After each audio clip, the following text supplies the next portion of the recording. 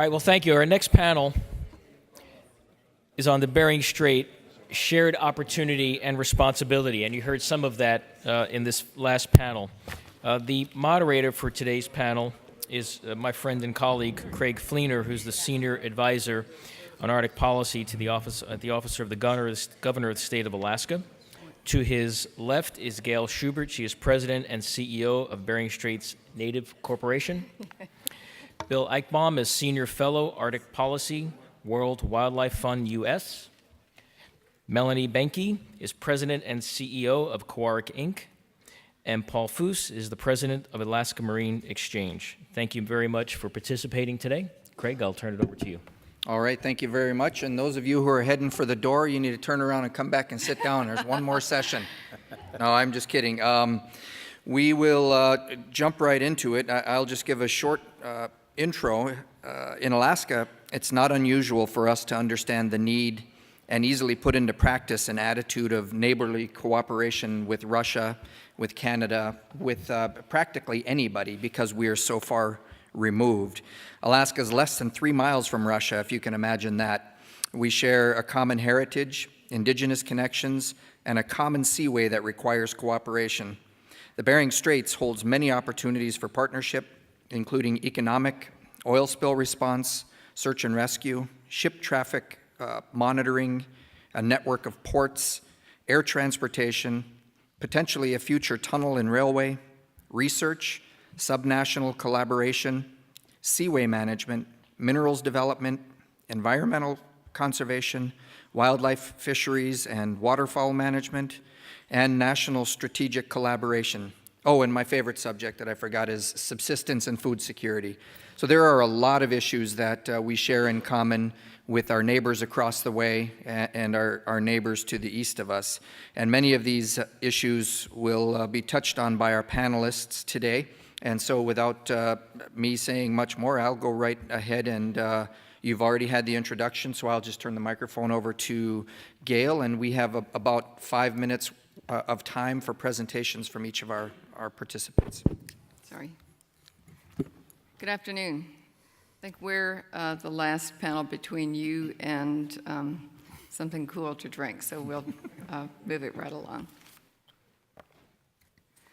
This is the mission of the Bering Straits Native Corporation. We're still subsistence-based communities, and we support economic development, but we also realize that we need to protect our land and resources as well.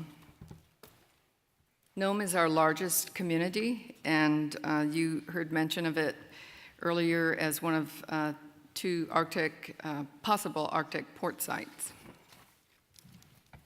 This is our region. We have 17 villages in our region, and I'm from Yunlakleet, which is the village. If you look at the map there, it looks like a nose, and kind of right here on the map is where I was born and raised. I mentioned that subsistence is a really important activity, and these are just some of the things that our folks engage in during our subsistence activities. And the picture on the bottom is a picture of my village, Yunlakleet. This map shows how close one of our communities is to Russia. It's only 2.5 miles in distance, and the international date line separates Big Diomede, which is Russian, from Little Diomede, which is one of our member communities. Here's another map of the region. The Seward Peninsula is what is largely recognized as the area that encompasses our member villages. You all have seen this map before, and it shows the 2 trade routes, the Northern Sea Route and also the Northwest Passage. But I think more importantly, if you look at where the 2 lines go down, I'm not sure how to use this. Is there a pointer there? In any event, the 2 lines on the far right there going down, those 2 lines go right through the Bering Strait itself.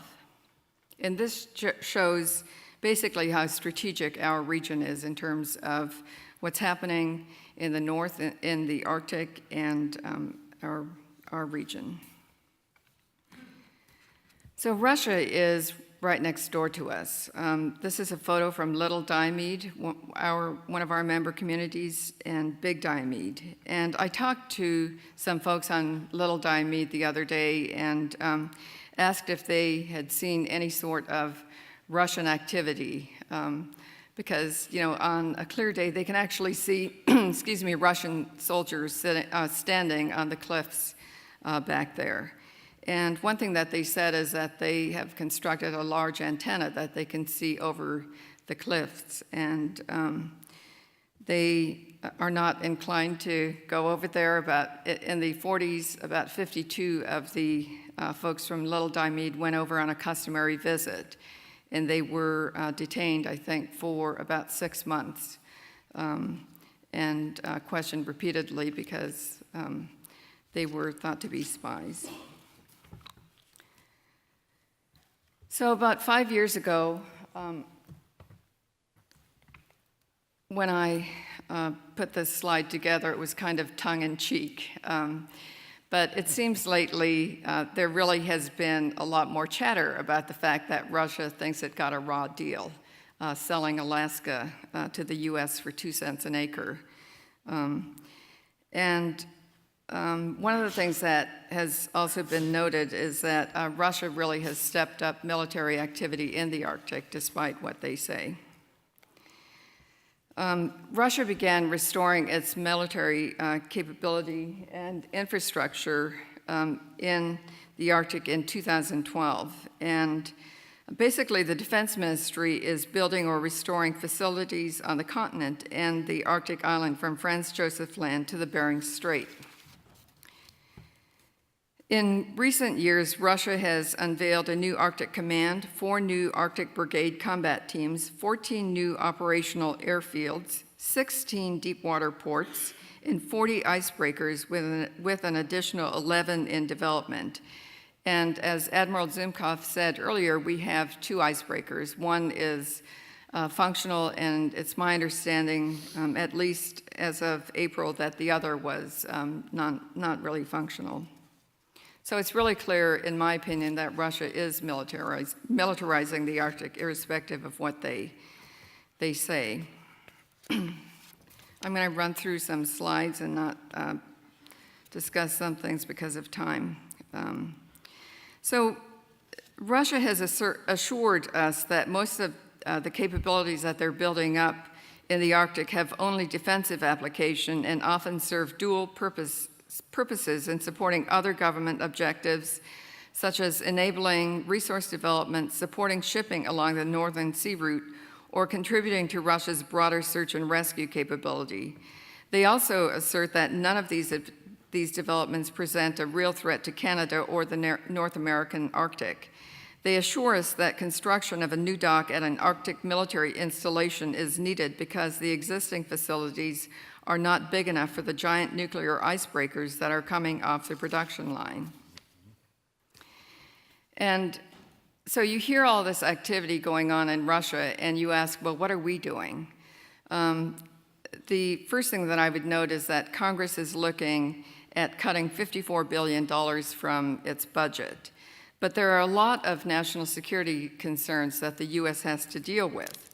And those include strategic ports in the Arctic, missile defense because of North Korea and other countries, icebreakers, and we also need to ensure freedom of the seas in the Arctic, as well as telecom and domain awareness. The Coast Guard said earlier that they need 6 icebreakers to cover responsibilities at the North and South Poles, and they cost $1 billion to build. And Senator Sullivan, speaking before the Alaska Federation of Natives in 2017, said, Russia has superhighways, but we have dirt roads with potholes. Unfortunately, I think that's largely true. This map behind me shows Port Clarence, and it's an area that has been described as a natural deepwater harbor. And recently, we were Bering Straits Native Corporation was allowed to proceed with its claim of about 2,000 acres at Port Clarence. And so we're hopeful that as the Arctic continues to develop and as infrastructure continues to develop, that it's one of the areas that will be considered for a port facility of some sort. One of the earlier Russian presenters said that because of U.S. sanctions and restrictions, U.S. investment community won't be able to partake in most of the Russian major projects. And what I'd like to say is that we're open for business, and we'd welcome your investment dollars. Very And good. those conclude my remarks.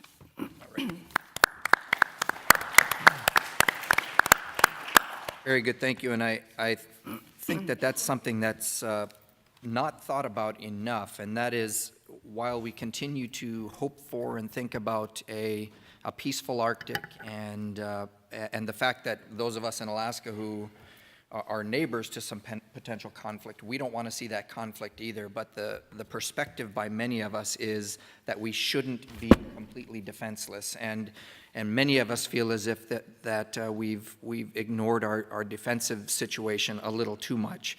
And it isn't as if we want to be aggressive. In fact, Alaska appreciates a good relationship with Russia. We would like to continue a good relationship with Russia, but at the same time, we sort of hold to the concept of a nice picket fence between neighbors. We'll keep their dog on their side, and it'll keep our dog on our side. But Alaska's not moving in that direction very quickly, very much at all. And so with that, why don't we go ahead and go right to Bill? Okay, thank you very much. Not every day in the District of Columbia that one is surrounded by Alaskans when you're on a panel, so this is a special privilege. I'm glad to be here, and I want to congratulate both the Woodrow Wilson Center and the Arctic Circle for bringing this meeting together. It's very important. I actually had the privilege of being a fellow at the Woodrow Wilson Center many decades ago now, and know the great work that center does.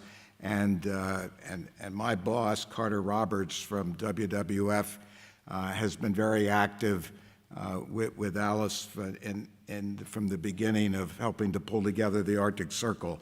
So I'm glad to be here. WWF has had a long presence in the Arctic. We've carried out work in the region and across the region for more than 25 years.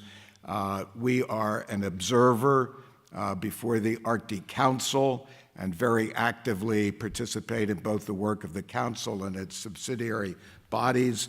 And we are present in every Arctic country through national organizations that are grounded in those countries, except for Iceland. And I don't know whether if the tourist business continues to grow or other activities in Iceland, maybe we'll eventually get a presence in Iceland.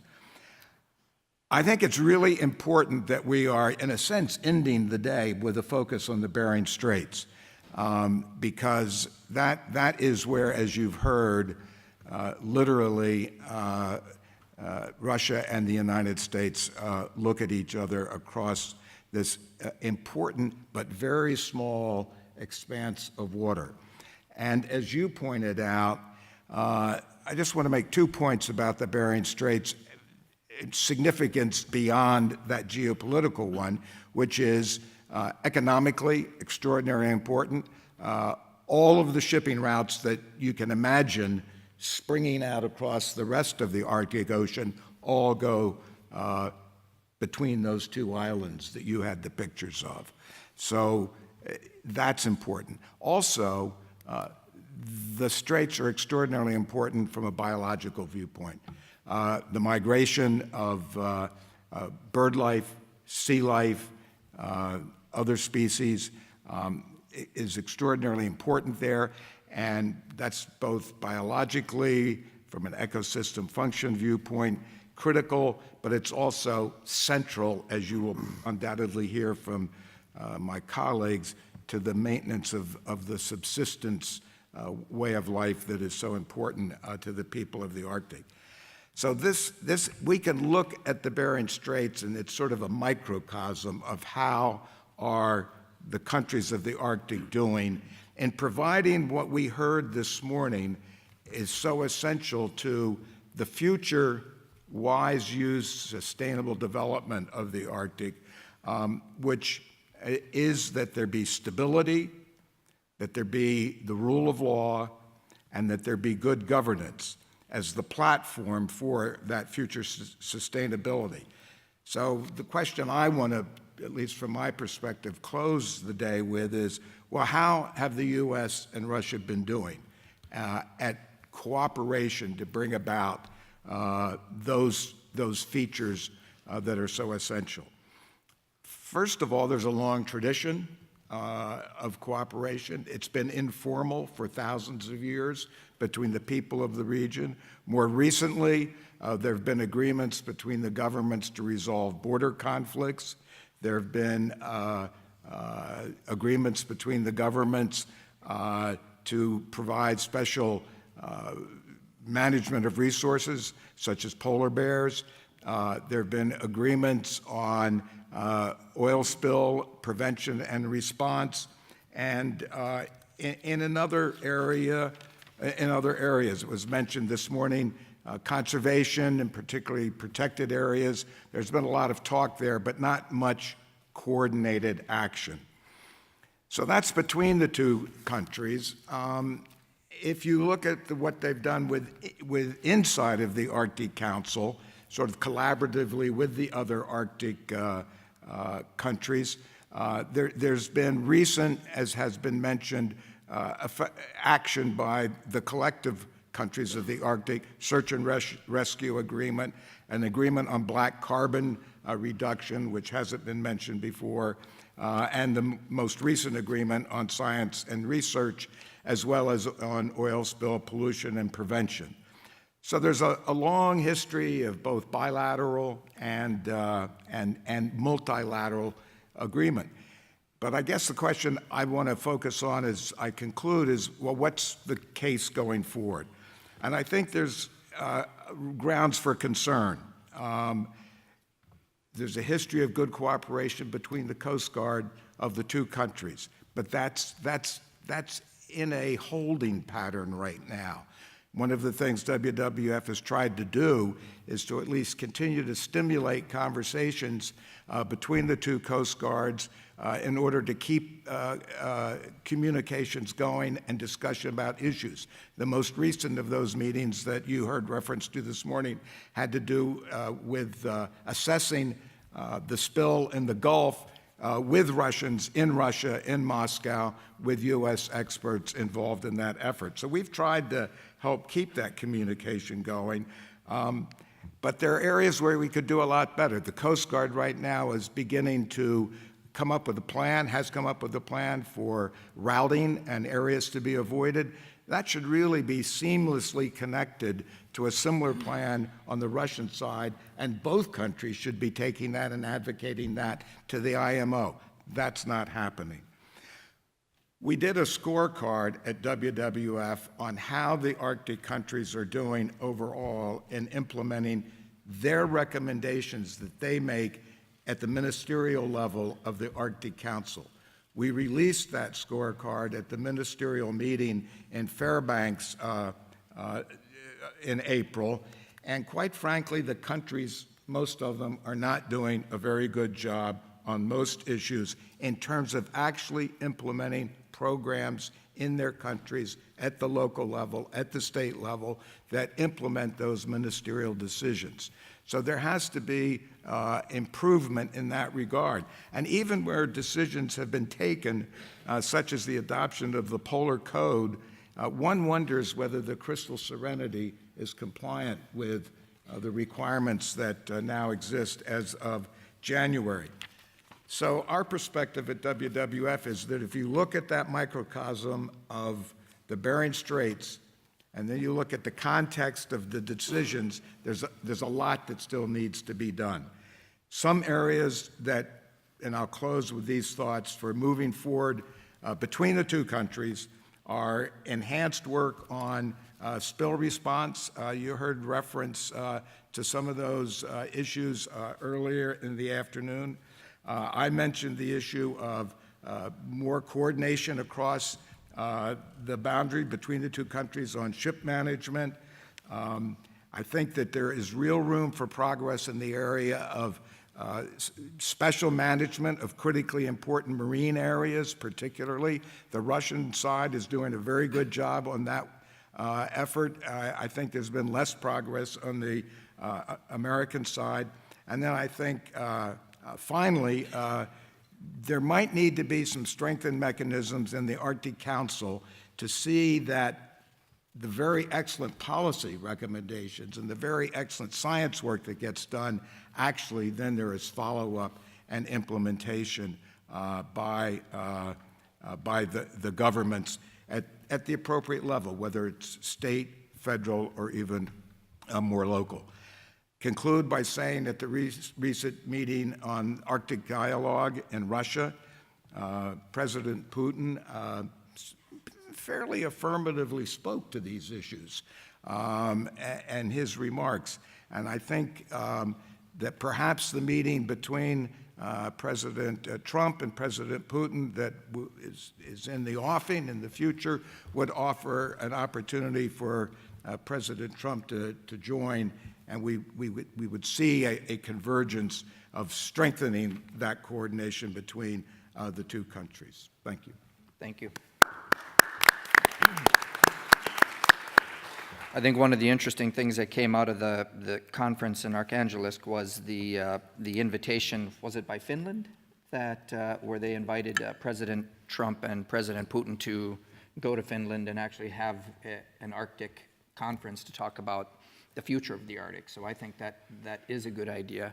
Of course, I'd like to be in the room as well. I'm not sure that'll happen, but one of the things that, because of the incredibly strategic and societal and ecological and economic importance of the region that we're talking about, it's critically important for Alaskans to be involved. And so I'm happy to be part of this panel and to see the folks here. And this is an area that we need to continue to make sure that we're involved in, to be, especially at the national level, in helping to set policy and implement policy, because these are our waters, this is our air, these are our wildlife resources, these are our people that you're talking about. And any federal law or agreement with another country should, in my opinion, make its way through Alaska so we can have a look at it and make sure that it's done in a way that's inclusive of the people of Alaska. Because as other speakers have said before, there would be no Arctic in the United States were it not for Alaska. So we have to be involved. All right, the next speaker we have is Melanie. Thank you, Craig. And I'd like to thank the Wilson Center and the Arctic Circle, Mike Sfraga, President Grimson, the Honorable Jane Harmon, and Alice Rogoff for allowing me to be here and present with you today to offer my perspectives on the topic of the U.S. and Russia in the Arctic. To our wonderful, esteemed audience from all sectors, from all countries, Kuyakamsi. Although English is my second language, my first language is Yupik, Siberian Yupik, Kuyakamsi. I also did take a little bit of Russian in college, so to the Russians, Zdravstvuyte, and of course to our Americans, hello and welcome. My Yupik name is Akekukak. I'm Melanie Banky. I come from the island that you call St. Lawrence Island. It was on the map earlier that Gail showed. If you think about how it looks physically, our name for it is Sivokak, which means wrung out. So I know my people were mapping well before Google Maps came around, because it does look like it was wrung out. We share the same heritage as indigenous people on the Chukotkin side, our fellow brothers and sisters in the Chukotkin region. And I know it's been a long day. Humor is one of our cultural values. I'm not a best joke teller, but I'll try. Anytime I speak, I try to question my own qualifications. When you look at all of the speakers I have, they're very qualified. So I was questioning my own legitimacy of being on this panel, and then I realized, to put a spin on Sarah Palin's take on it, the Russians can see my house where I live. More seriously though, I offer a human lens from our region. I am a mother, sister, wife of people who live in the Arctic. My brothers are bowhead whalers. in St. Lawrence Island. We do come from a long line of people who have lived and thrived in the Arctic for thousands of years before it was the latest hot topic. We were the first environmentalists, we were the first participants in commerce. Any sector, you name it, we were the first to be there present in the Arctic. I'm also the leader of COERC, which is the tribal consortium in our region. We have 20 federally recognized tribes, 7,500 people living there, and 75% of our population is indigenous. We are ground zero for all things Arctic. Our organization builds infrastructure, we provide social services, we facilitate economic development, we're engaged in research, you name it, all sectors, we're there. We also facilitate U.S.-Russia cooperation. We have a bilateral agreement for walrus monitoring, research, and information sharing, so we're very engaged. We do share, I mentioned, with our Russian indigenous brothers and sisters thousands of years of history, language, culture. To put this from a human lens, I want you all to think of the closest person that you're related to, your closest relation. And imagine if all of a sudden one day somebody waved a geopolitical wand and you could not communicate, you were cut off from that person. That is basically what happened to us during the Cold War when the Iron Curtain dropped. And we don't want to see a repeat of that. I realize that there are tensions right now with the US and Russia, but we talk about industry and environment and government, all these different sectors, but things need to be viewed from a human lens. We rely on the air, land, and sea for our survival, very literally. And now that we are reconnected, we do not want a repeat of what happened during the Cold War and being cut off from literally our relatives and our relations. As Indigenous people, we are subject to the political winds of our two superpower nations, of which we are citizens. And I want this to be at the forefront. If I could set a gold standard, today the Norwegian parliamentarian, and I hope I don't mutilate his name because although I took some Russian and Spanish, speak Yupik and some English, I've not learned Norwegian. I think his name was Eirik Syversten. He said in their nation, they are putting the people of the Arctic first in all of their considerations. I view this as the gold standard from a human lens perspective. Our human bonds and our human rights shouldn't be placed second to any special sector, whether it's natural resources, state rights, national rights, industry rights, animal rights. Human rights need to be considered first and foremost. We don't want to become an endangered species. This is the second wave of westernization, and so as Honorable Jane Harman said, this time we can get it right. There are very real challenges and opportunities, and that was what I was asked to speak about. This panel is asked to speak about the challenges and responsibilities and opportunities in the Bering Strait region. In our region, we've got 5 villages in imminent danger. Because of climate change, erosion, there's a need for mitigation, so that's a challenge. We speak of ports and icebreakers. One of the challenges in our region is that we still have basic needs lacking, such as water and sewer and housing. We have management of our natural resources. We'd like to see co-management be more of an opportunity. We have social issues. These are some challenges. Maritime security is a challenge. The lack of oil spill response, disaster preparation, that's a challenge. That's a real challenge. But what are the opportunities? I think there are opportunities. Many people mention it today. The Arctic is a neutral zone for US and Russia to come together. And not just, I think, our political forces, but all sectors. If the researchers are working together, if industry is talking to one another, I think both of our countries will benefit. Those of us who live in the Arctic, we don't want to be passed up when it comes to opportunities. You heard some discussion about ecotourism as a very real opportunity. We don't want to be standing on the shorelines while everybody else is benefiting commercially from the opportunities in the Arctic. We live in the Arctic and we should be benefiting from the opportunities. We're at most risk for all of the activity that's going on. That's my time to stop for myself. Otherwise, I could go on and on. I do think that we have a lot to offer too. Our hunters are first observers.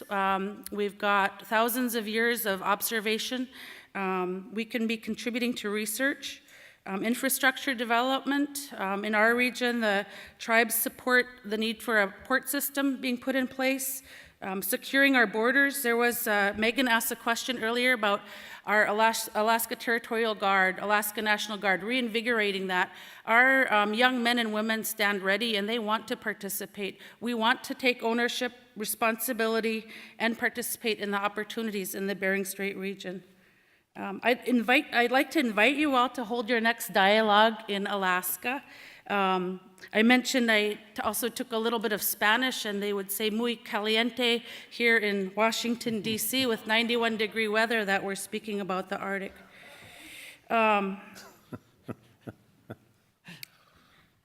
So I'll just end with that.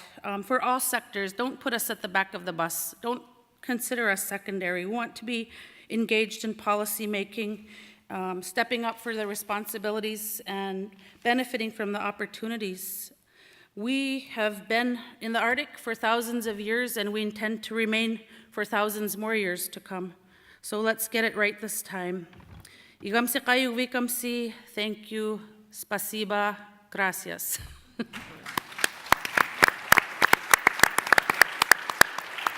Well, Melanie, I really appreciate the concept of the gold standard, and I often think that, especially in the Arctic, that our people are used in this great tug of war. And we had the previous administration wanting to focus only on climate issues. A current administration is focusing on infrastructure and oil and gas development. And so we're constantly stuck in this middle, and I really like the idea that you're presenting here to keep the people as the gold standard and considering the needs of the people, because it is all-encompassing, as you've talked about and as many other people have talked about, that we live in this environment where we have to be environmentalists and we have to use the natural resources around us to survive. So it's a very good message, a good takeaway. And with that, I'll turn it over to Paul. Thank you. For quite a few years, I worked as an industrial and emergency response diver in the Arctic. So this is what the Arctic looks like from under the water. It's beautiful and it's clean, and we want to keep it that way, that's for sure. So what we saw here from the Marine Exchange, we do the vessel tracking in Alaska. This is what the traffic looked like in 2016 across the Bering Strait, and you can see it's a pretty active area. And as the Admiral said, the concern there is about prevention. And he did mention lack of infrastructure, and that's true, but I just want to point out that even if you have the best infrastructure and all the best oil spill response, recovery equipment, what do you think is considered a really successful cleanup? How much of the oil? 10% would be the highest. Actually, the historical record's about 5% for cleaning up spilled oil. That's it. So in the Arctic, that would be a disaster for us. I mean, the index species are marine mammals. They have to live near the surface. They're highly vulnerable to the oil. It's also the baseline of food security for the Arctic. So the other thing in terms of the traffic that we expect to happen, we heard a lot here about sea ice extent over and over. It may not be the most important factor. Actually, the most important factor is sea ice thickness. And the historical record has been about 2 meters, average multi-year ice. We're down to about 1.5 meters now. So, sea ice extent, you get down below 1 meter of ice, and that's nothing to an icebreaker. In fact, thin ice is actually the preferred, easiest method because you don't have waves and storms and everything else. So, once we get down below 1 meter of ice, you're going to see much more year-round operations in the Arctic. So how do we know this? Well, we have put up antennas to receive the signal from these ships, and every ship is required to have AIS, Automated Identification System. Puts out a signal every 6 seconds. It's accurate to 3 meters. So within 10 feet, we know where these ships are. So this is our coverage of the Bering Strait. And I'd say, again, unlike Sarah Palin, we actually can see Russia from where we are, but we see it electronically. So this provides a basis for really a type of a management system that you referred to here, where on the American side, what we do, Well, actually, I'd just say that's part of a bigger system for us. We've put up 130 receiving stations around the whole state, and this is what the traffic looks like. This is one day in Alaska, the vessel traffic going by. And you'll see the Great Circle route. You know, one of the lessons of the Arctic, a lot of times we don't reach economies of scale. We provide those tracking services to all those vessels also on the Great Circle route, 7,000 trips a year.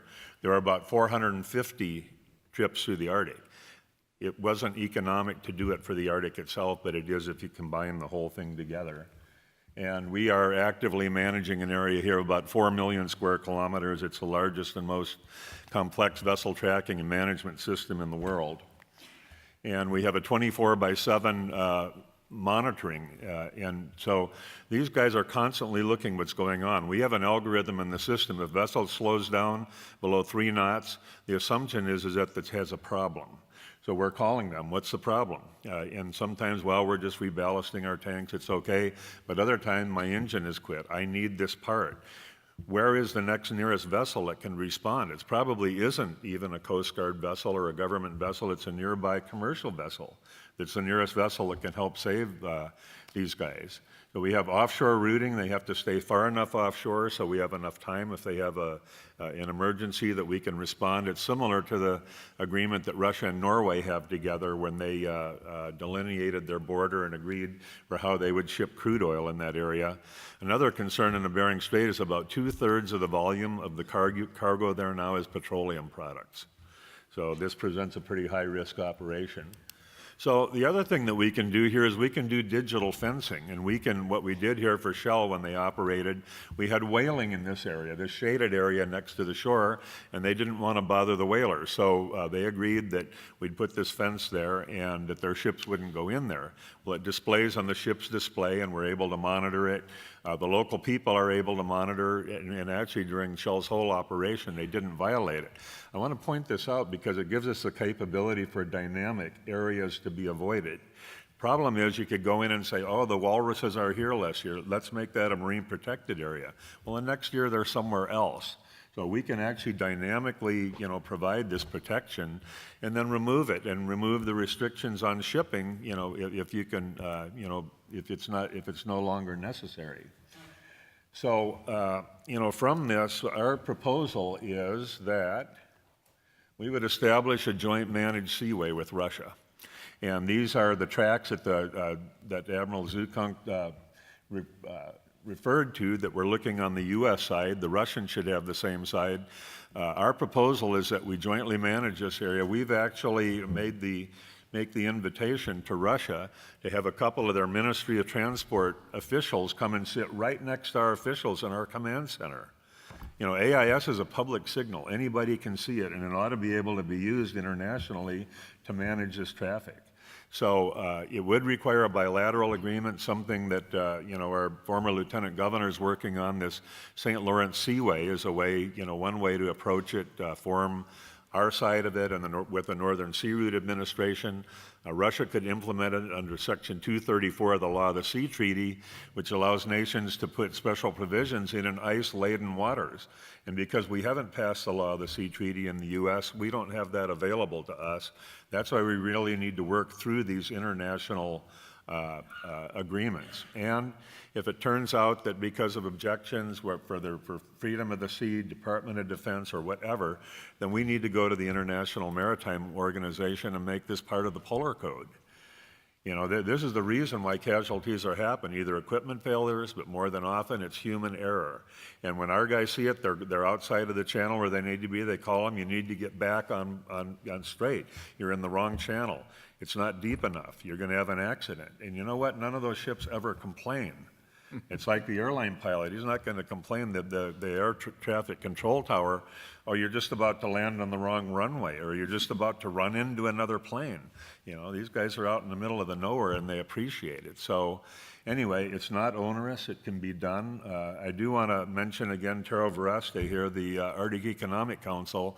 And for all of you working in the Arctic, I think you really need to watch this group and appreciate the work that they're doing, because This is the private sector coming to the table in a very responsible way to say, yes, we're going to operate there commercially, but we're going to do it in an environmentally responsible way. So they actually support the standardization and harmonization of these regulations because it makes it easier for the ship to operate. You know what it is. You don't go, I go 1 kilometer difference, I got a whole completely different set of rules. That doesn't work. So I think there's, a lot of room for cooperation there. Canada, we're talking the same thing, with them, and, if we agree to these bilaterally, we don't have to argue about whose sovereign waters they are. We're saying these are the minimum standards you're going to operate by to have safe Arctic shipping. So anyway, that's my presentation. That's how you'd, get a hold of me if you want to. We'd be glad to speak to any of you about this, and thank you very much for the opportunity to be here. Thank you, Paul. So that leaves us with about 10 minutes for questions, if folks would like to line up. And while folks are lining up, I'd actually like to throw one out there, and maybe this is for Paul, but others could probably answer it. And that is, I have a concern that because of our lack of funding, lack of infrastructure, and it seems like a lack of will, that if the U.S. doesn't get more serious about the Arctic, about the Bering in particular, that as ship traffic increases through the straits, that we'll lose out on an important opportunity to lead a seaway management type of a program, perhaps because the Russians will be more capable. And so I don't know if that's a legitimate concern. Is it legitimate? Is it something that I shouldn't be worrying about? All is well? I mean, you have a great presentation, and I've heard it several times, and every time I love what I'm hearing, but I'm still concerned. Well, we look a lot at what the Russians have done. And as I look at it, I really don't look at them as offensive capabilities. They're really more like logistic support. These are small units. They're cross-training their people in how to do oil spill response and emergency response. They're putting in emergency response centers. They've just, this last year, launched 3 salvage emergency response vessels, which are basically for their Coast Guard, which have firefighting capability, oil spill response capability, towing capability, helicopter search and response capability. Our own Coast Guard vessels don't have that. The last time we retrofitted our icebreaker, we took all the towing gear off it. I don't know what the design for the new icebreaker is going to be, but it better have at least that capability so that it can, render assistance to a vessel that's in trouble. I don't fault the Russians for what they're doing. They're just occupying their own space, and I just wish that our own country would do the same. So what you're saying is I should worry. I have a right to worry. All right, I'm going to worry. All right, we'll go ahead and take the question. Lady on the left, please. Yeah. Hi, my name is Mindy Reiser. I'm vice president of an NGO called Global Peace Services USA. I'm sorry I missed a good part of the conference, but I've been here for about 2 hours, and it's been illuminating. What I don't understand very clearly is the opportunity of the peoples who have a shared heritage going back millennia to visit each other. We're talking about 2 different countries, United States and Russia, and it's not clear to me what obstacles there are, what possibilities, do they need to get visas? Could you clarify this? I gather in USSR times this was not simple at all, maybe impossible. What happened when the Soviet Union imploded? This would be 1991. Through now, if you could walk me back a little bit over this period and where things stand, that would be helpful.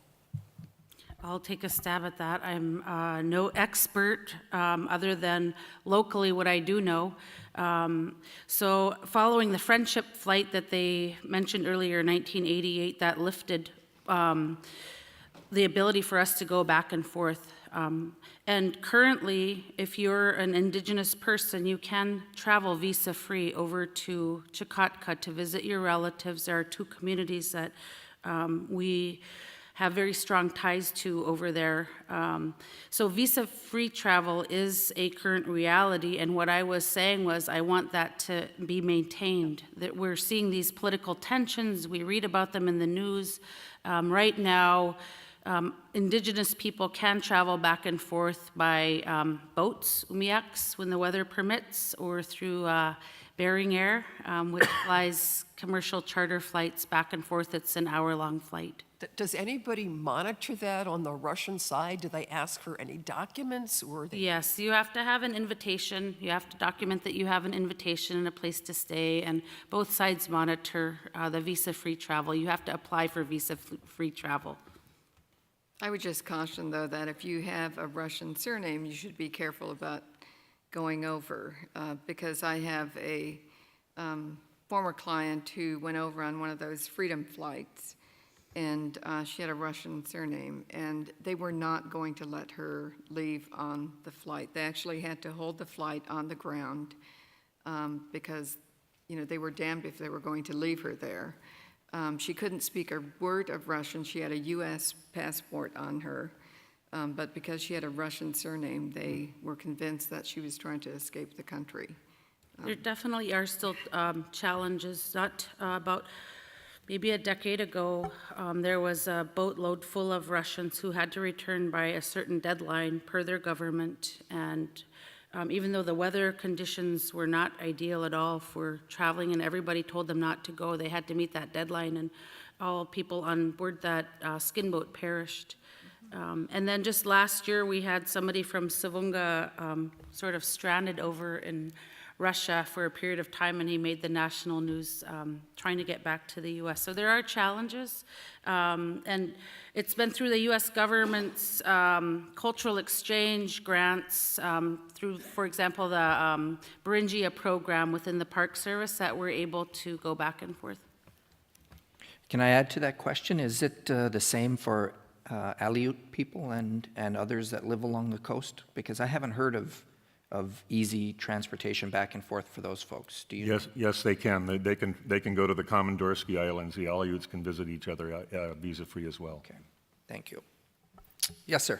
Yes, I'm Russell King. I'll direct this as Ms. Schubert or whoever would like to answer. But there's an international maritime boundary that goes through the Bering Straits, roughly north and south. And there are certain islands to the west of that boundary in the Russian area that at some time since 1867, the Elastic Purchase, have been under U.S. control. I think Wrangel and Jeanette are two of them. Can you tell me the history of these islands? Have they changed control from the United States to Russia or back at any time in the history? Can you tell me, give me a historical perspective of that? A historian here might know more than I do, but you know, my knowledge is mainly based on the two islands that are in our region, the Big Diomede and Little Diomede, and the history there, where traditionally the folks typically went back and forth fairly consistently because there were only 2.5 miles that separated them. And now when folks from Little Diomede, for example, go out to subsist, they have to be really cognizant of where that date line is. Because if they accidentally stray into Russian waters, you know, they said that sometimes there are vessels that kind of start to come out toward them. But they also said that occasionally, I think it might be Bering Air, might stray over Russian airspace between the two islands and do it kind of to see if there's a reaction. Typically there isn't. But I think that what was traditionally done, many decades ago is something that unfortunately really no longer happens as consistently as it did. Does anybody have any information on Specifically, Wrangel? Wrangel Island, some explorers went there, and on that basis, some people feel it ought to be claimed as U.S., but really the assumption is that it's Russian, and they've recently built a small base there, so I don't think anything's going to happen with those islands. Not anytime soon. Okay, we have a couple minutes, so I'll take just these two questions. Hi, I'm Debbie Atek. I'm a Bering Straits shareholder, and this question is specifically for Gail. When I was visiting Alaska recently, a friend of mine was able to pick up the business to turn around the Crystal Serenity cruise that visited Nome. They told me that they got that business because nobody locally was able to fulfill the insurance requirements for that cruise line. I also understand that the Crystal Serenity schedule is up for next year, and currently they're not scheduled to do that tour again. through the North Sea. So do you know in the future, have you guys been talking to the Crystal Serenity line? Do you have any plans to help local vendors to meet any of the insurance requirements? Maybe this question is better for Melanie. I'm just curious about how you're going to help local business owners prepare for the next visit from the Serenity. There actually will be other cruises that come through Nome. And, you know, I was just having a conversation earlier with Alice about some things that can be done locally in Nome to enhance the visits of folks who come off those vessels. You know, we have in the Bering Straits region Pilgrim Hot Springs, which is a natural hot spring. If any of you ever make it to Nome, you really need to try to get out to Pilgrim Hot Springs. You have to get a permit to go out there. But it's an incredibly beautiful area. And we just rebuilt the hot spring itself, so you can, you know, go in there and sit with your family and everything. And just the vistas around are just breathtaking. But, you know, I think that it's a good idea to build that kind of infrastructure and promote it in Nome, and that's something that we are certainly going to look more into. Thanks, Debbie. I'll just add to that, Gail. COERC and Bering Straits Native Corporation work very closely when we have areas where we're in alignment, and definitely I mentioned ecotourism as an opportunity. Under the Obama administration, we were able to secure what's called an Economic Development Assessment Team grant through USDA. We were able to bring our people together and have them identify what they felt were economic opportunities, and definitely tourism is one of the highlighted areas where our people, our leaders said that we need to put some focus on. So at COERC, we've been doing some training on how to be a tour guide. We have 5 actual cruise ships that are coming through this season. Crystal Serenity we hear about the most because it's the biggest one, but there are 5 that are stopping in Nome. COERC also brings our local native artists in from the villages so that they can participate in you know, the commerce that happens from having the tourists in place. One of the things that we're grappling with right now, though, is the ivory ban. The concept of elephant ivory being imposed on people confuse the two. Walrus ivory, we rely on walrus for sustenance. It's been, you know, a cultural, nutritional food source for us for thousands of years, and I'm wearing an ivory bracelet today, but this here is illegal in 5 states right now here in the U.S. as it is, so we've got challenges and opportunities, but ecotourism is definitely something that we're going to be focusing on. Thanks, Debbie. Thank you, Mr. President. Well, thank you very much. I just make one comment and then one question preceded by sharing with you an important piece of news that came out yesterday. My comment is that looking at what Russia is doing in the Arctic in terms of enhancing capabilities, it's very important that we understand that from a perspective of what's necessary in that huge territory and how in the 20 years following the fall of the Soviet Union, they didn't really have the economic capability to do almost anything. And thirdly, if everything that has been said here today that the US needs to do in terms of icebreakers and Coast Guard capabilities or maybe Navy capabilities, if the US did all of that, you could, on the other side, then say that the US was engaged in a military buildup in the Arctic. I think it is true what Admiral Papp said 2 years ago, that the Russians are basically doing in the Arctic what we in the US should be doing. And the purpose of this forum here is to try to achieve that balanced view. And we should not forget either that, as has come out here today, about 20% of the future of the Russian economy is in the Arctic. So of course they need infrastructure in an area which is 20% of their economy. And in addition, it is 7 time zones in the Russian part of the Arctic. That's more than twice the entire United States. So by geographical definition, they will need a lot more than the US needs simply in Alaska in order to have the capabilities. This was my comment on this, conclusion of what conclusion we draw from the Russian buildup in the Arctic. The important news, which I was going to share with you, which came out in China yesterday, is that for the first time now in an official policy from the Chinese government, they have redefined the One Belt, One Road strategy. The One Belt, One Road, for those of you who don't know, came out a few years ago from the Chinese government as the global communication and transport system for the 21st and the 22nd century, like the Silk Road was in previous centuries. And up to yesterday, the Arctic sea routes were not a part of the Chinese definition of the One Belt, One Road new global system. But yesterday, for the first time, they included the Arctic sea routes as a part of the One Belt, One Road. That is monumental news for the Bering Strait, for our discussion about infrastructure build-up and co-investors. Because once they have defined whether it's the Northwestern Passage, the central route across the Arctic Pole, or the Northeast Passage, as a part of the One Belt, One Road, their whole investment structure goes behind that.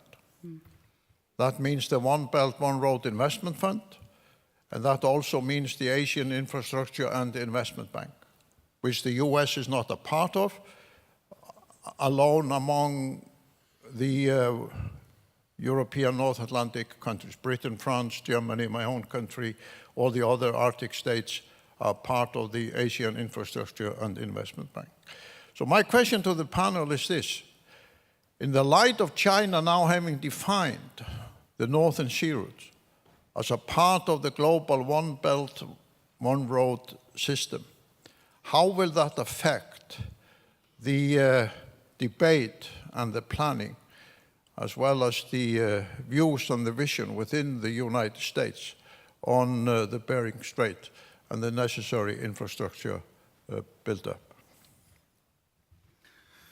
If I could take the first shot at that, you know, when we've talked to the Chinese, the Koreans, and the Japanese, their assessment is that if they can ship 6 months out of the year, it's worth it for them to reorient their whole container trades.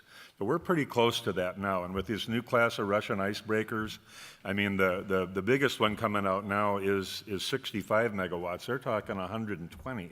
That'll do 9 to 12 knots through 4 meters of ice continuous. So, you know, and then, yes, you have to pay for the icebreaker, but the cost of an escort icebreaker is less than the piracy insurance you have to buy if you're going to go through the strait. It's true. It's absolutely true. So, you know, once we get to that, I mean, it's gonna make a big difference. And like I said, we do need 6 months a year coverage for them to make it worth changing their whole supply chain management and logistics and everything like that. But once we get to that, it's going to be wide open. Bill? I would just add the thought that, going back to my remarks, that the idea of stability, of governance, of the rule of law in the Arctic is essential to be a platform for sustainable economic and social development. And I therefore think as these initiatives, such as the one as you described by China, evolve, they're going to put greater and greater pressure on the countries of the Arctic, including Russia and the United States, to assure that they're providing that stability, rule of law, and governance regime.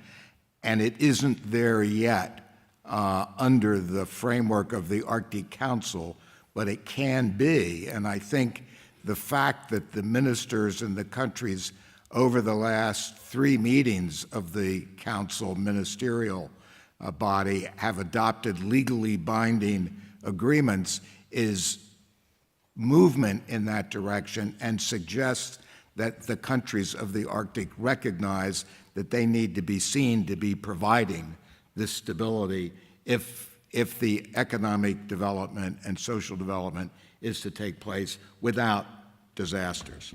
That might be true, but let me point out to you also that there are two frameworks for this good governance and stability, in neither of which the United States is a party, but all the other Arctic states. One is the law of the sea, which is the internationally agreed legal framework for good governance in this area. And the other is the new Asian Infrastructure and Investment Bank, which all the other Arctic states except the United States are a party to. So if our aim is to establish a system of good governance and responsibility in this area, especially in the light of the Chinese decision yesterday, it's imperative for the United States both to join the law of the sea and the Asian Infrastructure and Investment Bank. Well, WWF has supported U.S. accession to the law of the sea for more than 25 years, and we have some problems with our Senate. So the only thing that I think I would add is and maybe this is just for folks that aren't aware, but the project that you were talking about has the potential, or maybe more than potential, the reality of serving 65% of the world's population with an investment that probably has to grow now. The initial thought was $1 trillion to develop this infrastructure.